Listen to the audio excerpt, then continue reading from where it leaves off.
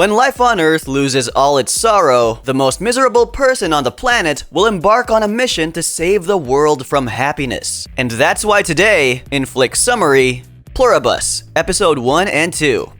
The first episode opens up with a 1+ year countdown, showing how much time is left before the world officially goes to shit. We see a couple of astronomers meeting in the middle of the night, thrilled about an unknown signal from space that could change life forever. The next morning, more astronomers gather trying to decipher what the message sent from 600 light years away actually says. We don't know much at first, only that the signal is split into 4 frequencies. But it doesn't take long for the nerdiest one in the group to figure out what the message really means. Almost a year goes by and we are taken to a lab where a group of scientists is developing a virus and testing it on lab rats. As these events unfold, we meet Carol, a best-selling author doing a book reading at a local bookstore, showing herself happy and in a great mood, signing autographs, chatting with fans, and taking pictures. But we soon discover it's all just an act when we see her get into a car with her manager and romantic interest, Helen, where she talks down to the driver, revealing that she's far from the happy soul she pretends to be. Time passes and the countdown is now down to 29 days before the unknown disaster. We see a couple of scientists arriving at a medical research institute and engaging in some brief conversation with a security guard who offers them some donuts. Soon after, they put on their protective gear and prepare to run tests on lab rats, but discover one of them is dead and rush to examine it. As one of the scientists, Jen, removes her gloves to check the rat's heartbeat, she gets bitten, realizing the rat wasn't dead at all, but just pretending. And soon, we'll find out why. Jen's partner quickly captures the rat, but immediately notices Jen seizuring as she washes her hands. He rushes to help her, taking her to the decontamination room, and after a few tense minutes, she finally calms down. While all this is happening, the security guard is trying to grab a snack from the vending machine, but gets interrupted by Jen, who suddenly kisses him, and seconds later, he starts seizing. See, this is why the rat was just pretending. It was trying to pass on the virus, proving to be far smarter than anyone expected. Now aware that the virus can be transmitted through saliva, the staff spreads out, deliberately passing it on, and even start collecting samples of their own saliva, placing them on petri dishes to expand it further. A final countdown is shown with only 3 hours left until disaster. Carol and Helen arrive at Albuquerque's airport, and yes, it's Albuquerque, the same place where Breaking Bad and Better Call Saul happened. You're goddamn right. Now, I'm not one for conspiracy theories, but my inner fan wants to believe Carol is Kim's secret persona, and she is obviously miserable. I mean, how could she not be when Jimmy sabotaged himself into spending 86 years in prison? Back to reality, Helen and Carol enjoy some drinks while discussing the next book, before heading out for a smoke. Helen starts reading a few positive reviews from Carol's fans about her latest release, but they get distracted when they notice several plane contrails in the sky. And I don't know about you, but this clearly screams virus release. Or at least that's what a conspiracy theorist would say. And yeah, I get it, that's not saliva, but it's been nearly 30 days since the incident at the Medical Research Institute. So let's just say they found a new way to spread it. Shortly after, a man gets into his truck and tries to leave, but ends up crashing into another car. Carol rushes to help and finds him unconscious. She calls out to Helen for help, but she just stands there, completely still, until she suddenly collapses, hitting her head and starting to seize. Desperate, Carol tries to help her and runs back into the bar, only to find everyone else in the exact same state. She grabs a phone and dials 911, but no one answers. So she gets Helen into the car and drives off, looking for help.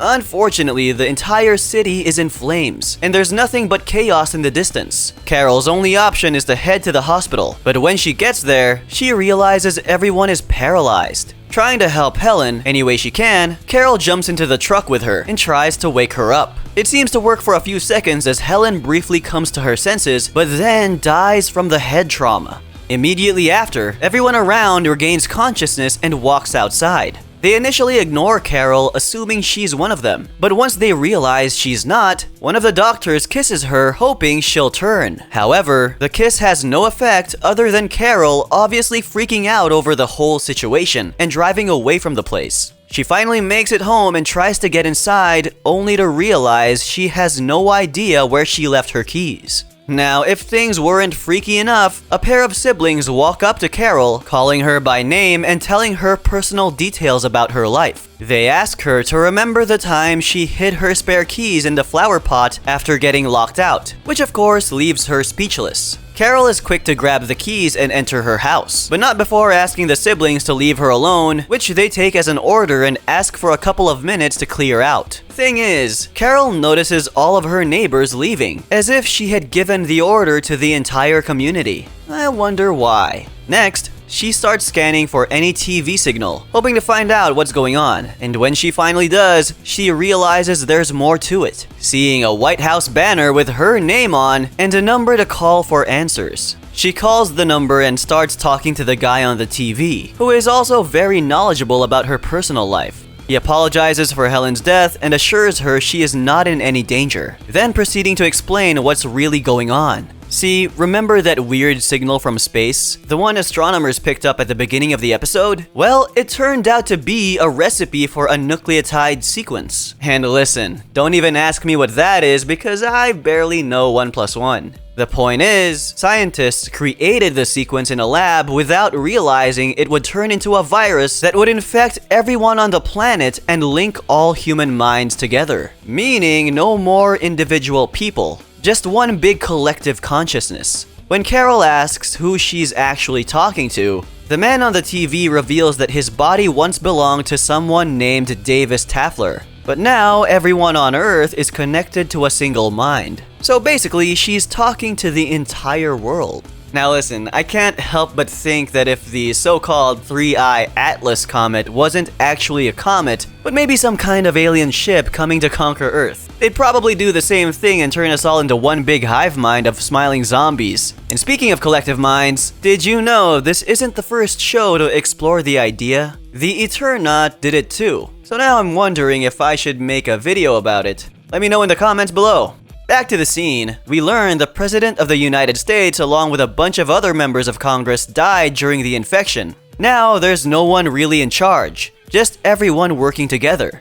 Carol asks about other people like her and discovers there are 11 more individuals around the world who are immune to the virus. And though she is assured her life is still her own, the collective mind tells her they're going to try to figure out why she's different and fix her so she can join them. So much for her life being her own.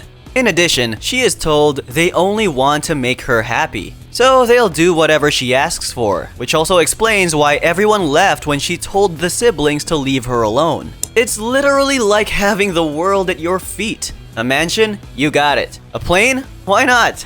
As Carol hangs up the phone to sleep, the timer starts counting up to the first hour after infection. The next morning, we're taken to a country in the Middle East, where we see a woman named Zasha helping retrieve bodies from the streets before flying a plane to Albuquerque. We quickly discover that every person on Earth, minus those immune to the virus, has the ability to do basically anything that might exist. Kind of like the ability-sharing mojo from the now-dead Netflix series Sense8. In summary, even a kid could fly a plane if they wanted to.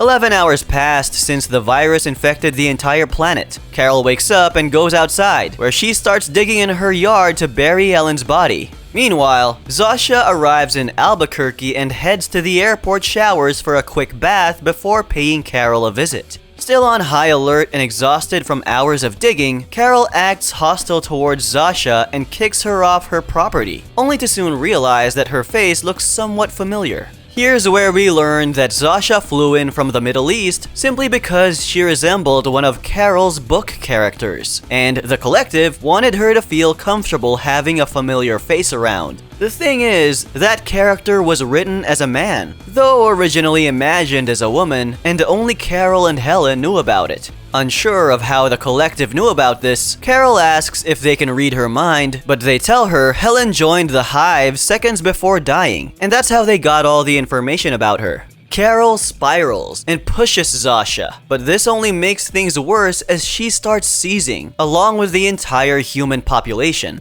Fortunately, this only lasts a couple minutes before everyone goes back to their virus-infected, happy zombie normal. We're back in Carol's backyard, where Zasha explains that the collective is affected by Carol's negative emotions when directed at them. And when that happens, they kind of short-circuit and stop functioning, no matter where they are, which can lead to a lot of people dying if they're doing something high risk. Carol asks how many people died because of her, and though we don't learn the exact number right away, it's later revealed that a total of 11 million people worldwide perished. Needless to say, Carol feels sick to the core at the thought of being responsible for countless deaths. She tries to keep digging a hole to bury Helen, but seeing no progress, Zasha suggests using an excavator, which she then has flown in by helicopter, and they finally finish burying Helen by nightfall. There, they talk a bit more about the immune, and Carol learns the collective has found another person in Paraguay, bringing the total to 12 people immune to the virus. Out of that number, 5 speak English as a second language, and Carol asks to arrange a meeting so she can talk to them. The next morning, she's flown to Spain, where she meets 4 of the 5 individuals and some of their family members, who are also part of the collective. And listen, I'd love to tell you all their names, but honestly, some of them are really hard to pronounce. So instead, I'll just introduce you to Lakshmi, the only important character for this part of the story.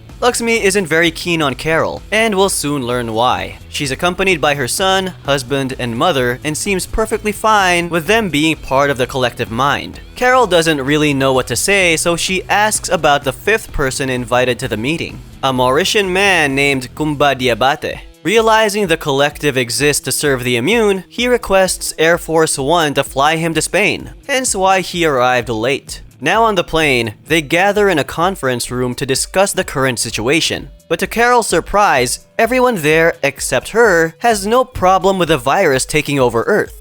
Lakshmi and 3 more only want to be with their family, and Kumba simply enjoys getting what he wants from the world. Plus, they argue that wars have ended, no one's in prison, animals are free, and there's world peace. Now, I need to pause and ask you this. If it were you in their shoes, what would you do? On one hand, we have a group that wants to join the collective to be with their loved ones, and on the other, there's Carol, who just wants everything to go back to normal and bring back free will. The group heads out to eat, and for once, Kumba doesn't get what he wants. In this case, a lobster. The collective explains they don't kill or purposely harm anyone, and that all the meat they served for that lunch came from the fresh products found in the supermarkets. Soon, an argument breaks out, and we learn that one of Carol's emotional outbursts caused Lakshmi's grandfather to seize while driving, leading to a crash that ended his life. Carol can't take it anymore and asks the collective to take her back to Albuquerque, but she falls drunk to the floor and freaks out, directing her negative emotions toward them, which makes everyone seize once more. I wonder how many people died this time. Well, it can't be worse than the nearly 1 billion we eventually learn perished from the virus outbreak. 886,477,591. Carol spends the night in Spain and wakes up the next morning only to realize everyone but Kumba had left. They have a brief conversation where he asks Carol for her permission to take Zasha with him to Vegas and make her part of his harem.